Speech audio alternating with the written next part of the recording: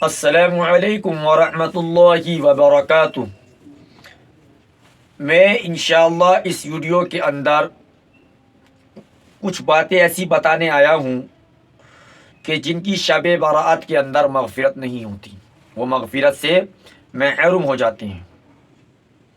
تو ویڈیو شروع کرنے سے پہلے میں ان تمام حضرات سے ایک درخواست کرنا چاہتا ہوں کہ جو اس چینل پر سب سے پہلے آئے ہیں ان سے میری موتبہ درخواست ہے کہ وہ اس چینل کو ضرور سبسکرائب کریں تاکہ نئی آنے والی ویڈیو آپ کو سب سے پہلے ملتی رہے۔ دیکھیے، شعبان معظم کا مہینہ بہت مبارک مہینہ ہے، اور شعبان جو شب برات ہوتی ہے شعبان کے مہینے کے اندر، شب برات کا مطلب بھی ہے کہ آزادی۔ اللہ تبارک و تعالی اس مہینے کے اندر اپنے بندوں کو جہنم سے آزاد فرما دیتا ہے۔ کچھ لوگ ایسے ہیں کہ اس شعبان، اس شب برات کے اندر ان کی مغفرت نہیں ہوتی۔ اللہ کے رسول صلی اللہ علیہ وسلم نے ارشاد فرمایا کہ شعبان میرا مہینہ ہے، رمضان اللہ کا مہینہ ہے۔ یعنی کہ جب اللہ کے رسول صلی اللہ علیہ وسلم نے شعبان کا مہینہ اپنا بتایا ہے تو کتنا برکت والا وہ مہینہ ہوگا، اس کی راتیں کتنی برکت والی ہوں گی، اس کی صبح کتنی برکت والی ہوں گی، اس کی شام کتنی برکت والی ہوں گی، اس مہینے کا ہر لمحہ کتنا برکت والا ہوگا۔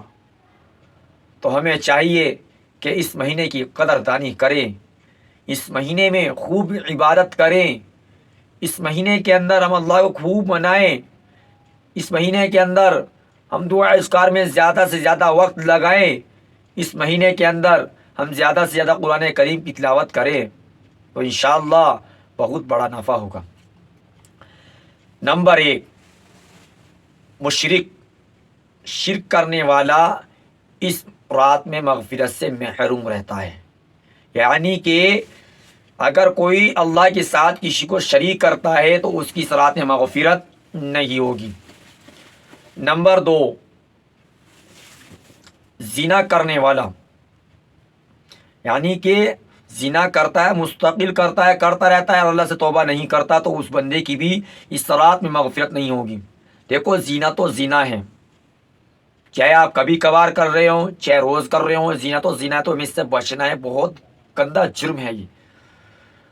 قرآن کریم میں فرمایا وَلَا تَقْرَبُوا الزِّنَا إِنَّهُ كَانَ فَاحِشًا، زنا کرنے کی دور کی بات کہ زنا کے قریبی مت جاؤ، تو ہمیں اس گناہ سے بچنا ہے۔ اللہ ہم سب کی حفاظت فرمائے اس گناہ سے۔ نمبر 3، کینہ رکھنے والا، یعنی کہ اپنے بھائی کے لیے کینہ رکھتے ہیں۔ اب یہ شب برات آتی ہے تو واٹس ایپ پہ، انسٹاگرام پہ، فیس بک پر، گروپ کے اندر ایک میسیج پوری تیز سے وائرل ہوتا ہے کہ بھائیو شب برات آ رہی ہے اور اگر میرے سے کوئی گستاخی ہوئی ہو، کوئی غلطی ہوئی تو معاف فرمانا۔ ہم لوگوں سے تو کہہ رہے جس سے ہم نے غلطی کری نہیں، لیکن جو اصل مدعا ہے جس سے ہماری ناراضگی ہے ہم اس سے نفرت کیے بیٹھے ہیں۔ یہ بتائیے کیا ہماری عبادت لگے گی؟ کیا ہمارا روزہ کسی کام کا آئے گا؟ کیا ہمارا یہ جاگنا کام آئے گا؟ نہیں، ہرگز نہیں آئے گا۔ کیوں کہ جو اصل تمہارا بھائی ناراض بیٹھا ہے، سب سے پہلے تو اسے جا کر منائے آپ جا کے۔ جو اصل برائی کی جڑ ہے آپ اس کو کیوں نہیں ختم کرتے؟ آپ لوگوں کو میسج تو کر رہے ہو کہ بھائی ہمارے سے غلطی ہو گئی، معاف فرمائے، لیکن جس سے آپ سے جھگڑا ہے، جس کی آپ کی ناراضگی ہے، آپ اس سے کیوں نہیں اسلام دعا کرتے؟ آپ اس سے کیوں نہیں بولتے؟ آخر کار ہے تو تمہارا بھائی، وہ سگے بھائیوں میں بول چال نہیں اور غیروں سے معافی مانگتے پھر رہے، کہاں کا اصول ہے گائے؟ تو ہمیں ایسا نہیں کرنا چاہیے۔ نمبر 4، مستقل شراب پینے والا۔ شراب ایک ایسی گندگی ناپاک چیز ہے اور لوگ اسے کیسے اپنے منہ سے لگا لیتے ہیں۔ ہمیں اس جیسے جرم سے بچنا چاہیے، ورنہ یہ شراب کے نشے نے اچھے سے اچھا گھر برباد کر دیا، گھر کو برباد کر دیا، بیوی بچے کو برباد کر دیا، اسے یہ بڑا خطرناک جرم ہے۔ نمبر 5، اپنا پائجامہ ٹخنوں سے نیچے رکھنے والا اس رات میں مغفرت سے محروم رہے گا۔ تو خدارا یہ چند چیزیں تھی جو میں نے آپ کے سامنے عرض کری کہ جو اس رات سے مغفرت سے محروم رہ جاتا ہے۔ نمبر 6، ماں باپ کا نافرمان اس رات میں نہیں بخشا جائے گا۔ ہم لوگوں کے پاس جاتے ہیں کہ حضرت ہمارے لیے دعا کریں، لیکن جو سب سے بڑی ہستی ہمارے گھر میں اللہ نے سب سے بڑی نعمت عطا فرمائی ہے، ہم کبھی ان سے نہیں کہتے کہ ابا جان کہ اماں جان ہمارے لیے دعا کریں، ہمارا کام بن جائے۔ ہم جا رہے ہیں دوسروں کے پاس دعا کرانے کے لیے، اور ماں باپ گھر میں بیچارے پریشان بیٹھے ہیں، آپ ماں باپ کو دکھ دے رہے ہیں۔ چھوٹی موٹی بات تو اور گھر کے اندر چلتی ہے، لیکن ماں باپ کے ٹکڑے ٹکڑے کر دینا، دل کے ریزے ریزہ کر دینا، تو یاد رکھنا اگر آپ ایسی حرکت کرتے ہیں تو اس رات میں پھر مغفرت نہیں ہوگی۔ اللہ کے رسول صلی اللہ علیہ وسلم نے ارشاد فرمایا، رضا الربی فی رضا الوالد و سخط الربی فی سخط الوالد، اللہ کی رضامندی والد کی رضامند میں ہے، اور اللہ کی ناراضگی والد کی ناراضگی میں ہے۔ یعنی کہ اگر اللہ کو راضی رکھنا ہے تو اپنے باپ کو، اپنے والد کو، اپنی والدہ کو راضی رکھنا پڑے گا۔ اگر آپ چاہتے ہو کہ جنت کے دروازے کی ہم حفاظت کریں، اگر آپ چاہتے ہو کہ ہم جنت کی ہماری حفاظت ہو، تو ہمیں چاہیے کہ ہم اپنی ماں کی خدمت کریں، ماں کا ادب کریں، ماں کی عزت کریں، اور ماں سے ادب سے پیش آئیں، ماں کو ذلیل نہ کریں، ماں کو رسوا نہ کریں، ماں کو برا بھلا نہ کہیں، بلکہ ماں کی عزت کریں، ماں کو عزت دیں، پھر وہ آپ کو عزت دے گی۔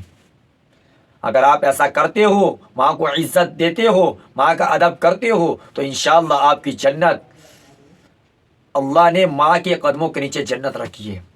اللہ کے رسول صلی اللہ علیہ وسلم نے ارشاد فرمایا، الجنت تحت اقدام الامہات، جنت ماں کے قدموں کے نیچے ہے۔ اگر آپ چاہتے ہو کہ جنت کی حفاظت کرنا چاہتے ہو تو ماں کی حفاظت کرو، ماں کا ادب کرو، اور اگر چاہتے ہو کہ جنت کا دروازہ محفوظ رہے تو آپ کو چاہیے کہ والدین کا ادب کرے، ان سے اف تک بات نہ کرے، ان سے گالی گلوچ سے بات نہ کرے، ان کو برا بھلا مت کہے، بھائی کیسے بھی ہیں آخر ہے تو آپ کا باپ ہی، آخر ہے تو آپ کے والد صاحب ہی، تو ان کا ادب کرے کیسا بھی ہو، کیونکہ جب یہ دنیا سے چلے جاتے ہیں نا تو پھر آپ پوری دنیا کے نظارے کر لینا، لیکن آپ کو کہیں ماں باپ کا چہرہ نظر نہیں آئے گا، پھر پوری زندگی آپ خون کے آنسو روتے رہو گے، لیکن ماں باپ کا چہرہ آپ کی آنکھوں کے سامنے نہیں ہوگا، پوری دنیا کا نظارہ آپ کر لو گے، لیکن کبھی ماں باپ کا ادب نہیں کر پاؤ گے۔ جو آج ماں کی قدر نہیں کرتے، ان اولاد سے پوچھو جا کر کہ جن کی ماں اس دنیا میں نہیں ہے، ان کے دلوں سے پوچھو جا کر کہ ماں کی قدر کیا ہوتی ہے، ماں کی عزت کیا ہوتی ہے۔ آج